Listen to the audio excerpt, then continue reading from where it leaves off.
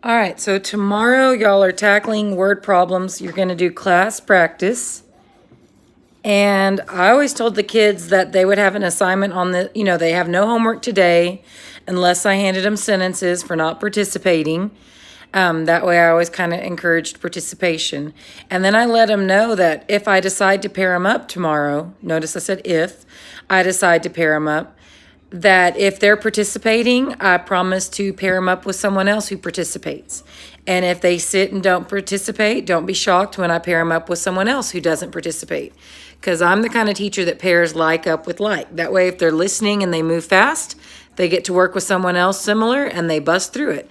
And if someone struggles or, does good at math, but they're slower, I try to pair them up with someone who also works slower. Because if you pair a medium with a high, or, a kid that works slowly and a kid that works quick, the quick kid's doing all the work and the other one's copying. So anyway, I would always give the kids that spill. All right, so I would ask the class to read the 3 sections. And then I would ask, all right, front row, what are we looking for? Area of what? Rectangle B.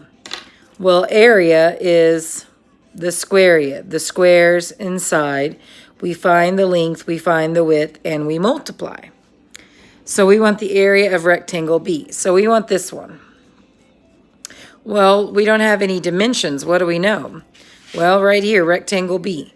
Twice as long, twice as wide as A. So then I might say, Sophia, what does twice mean? Twice means 2 times. So we want 2 times as long as 9. Well, 2 nines is 18 units. And rectangles, opposite sides are congruent, same size, same shape. And if we want twice, that means 2 threes, and 2 threes is 6 units. And they say units because we don't know if they're centimeters or millimeters, so we call them units. All right, if we want the square area, the squares inside, we count the length, we count the width, and we multiply. I didn't mean to say count. You also could ask them, hey, if I told y'all to draw squares, how many rows do you think we should draw? 6. And I would just tell them, watch, you don't have to do it. How many columns should we draw? 18, which would be 9 plus 9, which is 3 plus 3 plus 3. 3 plus 3 plus 3. And I'd ask them, do you want to count every square inside? Well, heck no. Well, this is why area, square area, is multiplication. Because it's 6 groups of 18. It's repeated addition. So we have 6 rows of 18. 6 times 8 is 48. 6 times 1 is 6 plus 4, 10. So our answer is 108 square units. And that's why I like to draw, because they're the squares inside. And then I would ask them, what do we call this answer to multiplication? Well, the answer to multiplication is a product. And then numbers that we multiply are our multiplication facts. Our teachers make us learn our facts, as in factors. So always good to label. If I had 2 different colors, I would, color coordinate, like the product in yellow, or orange, and then maybe this stuff in yellow. All right, boys, read us about Mr. Combs. So they read. All right, girls, what are we looking for?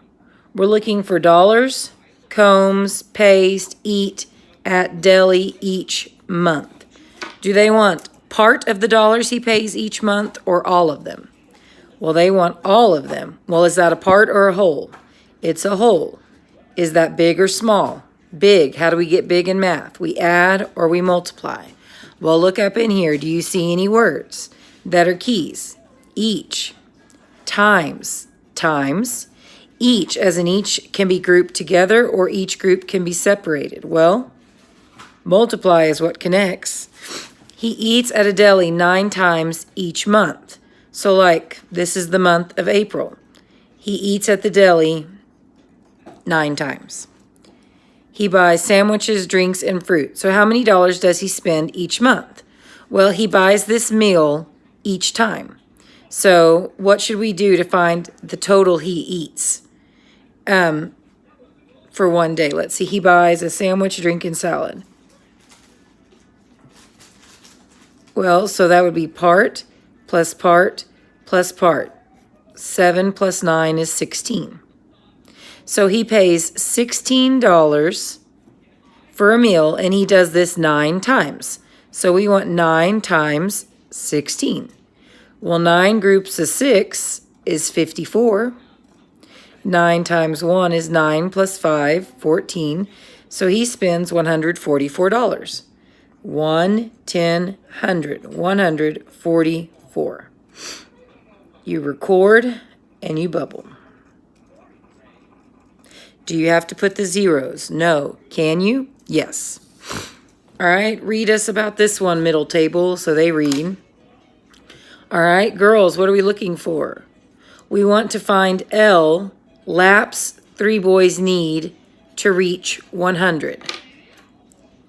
So it tells you that Caden has run some, Ethan has run some, and Roy has won some. They want us to find the laps the 3 boys need to reach 100. So do they have all of their laps, or do they need some more? Well, they need some more. If you need more, do you need all of it or part? Part. Are parts big or small? Small. How do you get small in math? You subtract or divide. All right, well, if they say a part, prove it. Where's the whole amount? Right here, they want to run 100 laps. This is the whole amount. And we could build a strip diagram. This would be a good time to insert one. What's the whole amount? 100. What do we know? Well, 31 laps has been run by Ethan and 27 by Caden, and we know 17 have been run by Rory, and then we have L, this extra amount, which is definitely a part. So we need to get small. Well, let's look up here. Does this have any subtract or divide? No. That is divide. That is subtract. No. So we've just eliminated 2, and we don't even know what we're doing yet. We've just read and thought about it. All right, so what do we need to do? Well, look right here. If you have 4 parts, all we want is L, right? So you could subtract, subtract, subtract, and you'd be left. Well, that's not up there. You also, though, instead of subtract, subtract, subtract, you also could combine these 3 and then subtract them at the same time. Is that there? Yes. Part plus part plus part. This equals what we have. And you do 100 minus part to get the leftover. All right, look at the diagram. We want, I would ask the kids to scan this and tell me what to summarize. We want a true statement. All right, well, before I did this, I'd ask the kids, show me parallel, perpendicular, parallel, perpendicular, the songs we played. All right, so it says A and B are perpendicular. I always liked, well, here's A and here's B. Are they perpendicular? No. Well, how do you know they're not how do you know they're parallel? Oh, because they're like a pair of L's. They run side by side. So yeah, that's not true. C and E are parallel. Here's C. Leave those here. And here's E. Throw away the rest. Did you eat everything? Throw away the rest. All right, are these parallel? How do you know? Well, hopefully they say no and they say they'll touch. Well, are they touching now? No. But you have to remember to extend. And if you extend, look what will happen. They will intersect. What does that mean? Like a car intersection, they meet. If they meet, they cannot be parallel. B and E are perpendicular. Here's B. Here's E. Do they intersect? Yes. What type of angles are made? Let's see. Let's get in there. I see L's. L's. What are right angles? If you intersect at right angles, yes, you are perpendicular. That is true. If you intersect like this, and it's obtuse and acute, we call them intersecting. What? They're intersecting. subtracting. That's that song. All right, down here, I'd ask them to scan on their own. All right, and then what are we looking for? We want angle S to equal 30 degrees. All right, well, what do we know R is on all of them? R is a right angle. And I would ask the kids, well, what does that mean? It's a right angle. Okay, it's a loser. That's how we remember it. Mathematically, a right angle is, yes, 90 degrees. So this opening, this mouth, is 90 degrees. So I'd go put that on there. Would that be the whole angle? Would the right angle be the whole angle or part? And if they answer half and half, go, okay, well, let me ask you this. Is angle S a whole or a part? Okay, angle S's are definitely parts. They're part of these pictures. That makes the 90-degree angle the whole image from one side to the other. So how are we going to find out which one of these is 30? Well, whole minus part equals part. Whole minus part equals part.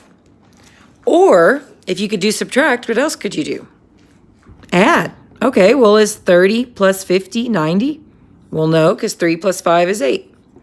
Is 30 and 40 90? No, because that's 70. Is 30 plus 60 90? Yes. So I think this is a good one. Instead of subtracting, which you could, pull in the fact family. Let them realize that you could do it both ways, or let them subtract and then ask how else you could have done it. All right, on the back, scan it. All right, boys, what are we looking for? We're looking for a figure with perimeter greater than 100, less than 120. So we need a perimeter that fits in the middle, right? Well, rimmeter. Clap out the syllables. Perimeter. Perimeter. Perimeter. Where is perimeter? It's all the way around. How do we find that? We add the sides together. We write the unit down. All right, what's the formula for perimeter? If they don't know, look at your star chart. Perimeter says grab 2 lengths and add 2 widths. Because if you grab 2 lengths and you grab 2 widths, that's all the way around. If this is 28, that is 28. If this is 32, this is 32. Now, this is when I use some of my cheating math. 2 plus 2, 4. 3 plus 3, 6. So we've got 64, 28, 28. Well, we know 2 eighths is 16. 6 plus 4 is 10. So 16 plus 4 is 20. And then we've got 2, 4, 6 plus 6. Okay, is 120 more than, is it greater than 100? Yes. Is it less than 120? No. It's equal, but it's not less. All right, I know 20 plus 20 is 40. And a quarter plus another quarter is 50. What does that make all the way around? 90. U for units. Is that greater than 100? No. Quarters. 1, 2, 3, 4 quarters is how much? $1, which is 100 units. Is that greater than 100? No, it's equal, but it's not greater. So it's got to be J. We've got a quarter and a quarter of money. That's 50. And 30 plus 30 is 60. And 6 plus 5 is 11. So we've got 110 units. Is that greater than 100? Yes. Is it less than 120? Yes. Showing your work. All right. Read us about Andre, please. Last table or whatever. All right. What are we looking for? We're looking for profit. All right. What's the formula for profit? Profit's formula is to take the earnings, which is when we make money. Woo! Subtract the expenses. Expenses are expensive. It's when we spend. And whatever is left after you pay your expenses is a profit. So profit's not every time we subtract. This is one thing I drilled in the kid's head. It's when we are talking about a business. So what business is Andre in? Andre's in the candle making business. Well, you can't earn money until you have the candles. So what does he spend? What are his expenses for the candles? He has to buy the wax, the glass jar, and the wick. All right, so how do we find out how much he spent? Well, we need to put part plus part plus part. If you have decimals and you're adding or subtracting, what's the most important thing? Line them up. Well, I always told the kids to line up all three decimals and the decimal for the answer. And $1.35 is most, then 75 cents, 12 cents. And then make it even. Put those zeros everywhere that there are spaces. We know 5 plus 5 is 10, plus 2 is 12. 3 and 7 makes 10, plus 2, 12. 1 plus 1 is 2. So the profit is $2.22. And if they start copying you, bah! The sheep just went down the hole. Bah! No, this is not your profit. This is how much you spent. Basically, you're gambling. You just spent your own money making candles. Why? Because you hope to turn around and sell them, which is how you're going to earn money. All right, well, what do we know about selling or earning? Andre will sell the candle for $5. All right, so we don't even have to do any math. He's going to sell it for $5. Profit is when you take that earned money, line up your decimal, subtract what you spend, your expenses. I'm going to go ahead and line up that decimal. This is money. All right, well, if you have 0, can you pull out 2? No. Can you get help from your neighbor? No. So you take away $1 and you bring over 10 tens. But then you're going to have to take from the 10 to help your 0. So 10 minus 2 is 8. 9 minus 2 is 7. 4 minus 2 is 2. The answer to subtraction is a difference. And we definitely would want to put the $2 to $1.78. Record and bubble. I would then maybe go back and go, hey, what do we call this answer to addition? When you add, you make a sum. The numbers that you add add-ins. This is where I'd color code. You add add-ins. All right, so read us about Mrs. Levy, girls. All right, what are we looking for? We're looking for money. Levy donates to charity. Does she donate all of her money to charity or some of it? Some is correct. Is some a whole or a part? It is a part. Are parts big or small? How do you get small in math? Division, divide, or subtract. And that would be a second grader telling you all that. Yeah, it's in my bag. All right, so if we're missing a part, where's the whole amount? Yep, right here. She won this whole amount. All right, what do we know? She spends part of it on a car, part of it on a motorcycle, and she donates parts. So if we draw that strip diagram, Landon, go wash your hands, son. 40,000 is the whole amount. Look at this. 24,295 for the car. That's a new weapon. 9,560 for the motorcycle. And then C, what do y'all think C is for? Charity. All right, if you've got a part, how do we get rid of these other two? Subtract, subtract. Or, I don't like to subtract, because then I'll end up messing up. Or you can combine and then subtract them out at the same time. So first, let's add what we have. 24,295, lining up the commas. Go ahead and put a $sign down there in your sum. We know that's 15, 8, 9, 10, 11, 12, 13. 9, 10, 11, 12, 13. All right, so that's not there. Why is that not there? Well, because this is not what she donated. This is the two parts that we put these two parts together. So now we went from 3 parts to 2. 10 of those are mine, yeah. So we went from 3 parts to 2. The 2 that we have and the 1 that's missing. So now we need to do whole minus part to equal that part. So 40,000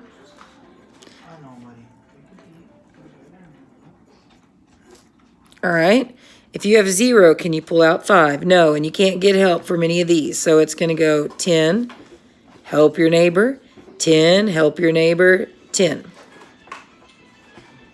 And when you helped, we lost.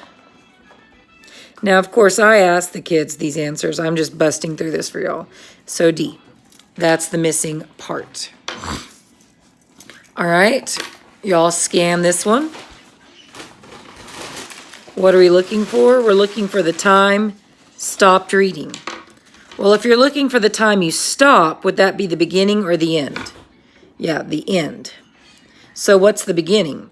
7:15 p.m. How long did we read? 1 hour, 45 minutes. Well, if we add 1 hour, 7 plus 1 is 8:15. If you add 45 minutes,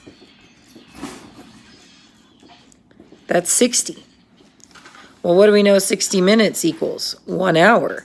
So 8 o'clock just went to 9 o'clock.